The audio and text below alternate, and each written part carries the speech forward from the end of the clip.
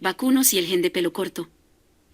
Recientemente hay varios estudios relacionados al gen de pelo corto en los vacunos, lo que se traduce en una gran herramienta para los productores ganaderos de los trópicos.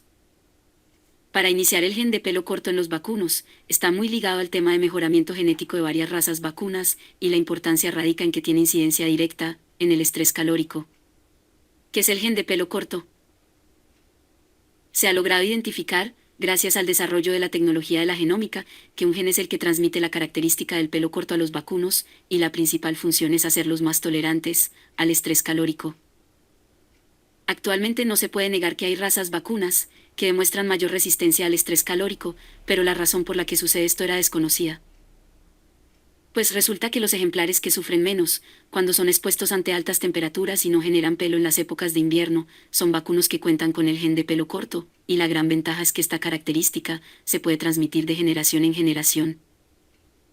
Para el productor ganadero, el gen del pelo corto es una excelente noticia, pues cuando en el hato se cuenta con vacunos de excelente conversión, generalmente se cuenta con vacunos más débiles. Al implementar el uso de vacunos con la característica del gen de pelo corto, en áreas tropicales el productor ganadero dispondrá de un hato productivo, debido a la adaptabilidad de los ejemplares a las regiones tropicales.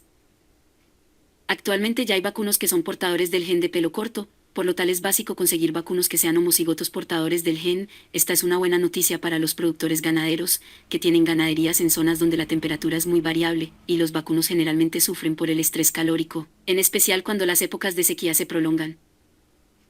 Podemos concluir que el gen de pelo corto puede llegar a ser determinante al momento de la selección de los vacunos, especialmente en ganaderías desarrolladas en climas tropicales, lo que sin duda se convierte en un gran beneficio para el sector ganadero, pues se dispondrá de líneas vacunas altamente productivas, gracias a la adaptación al medio ambiente,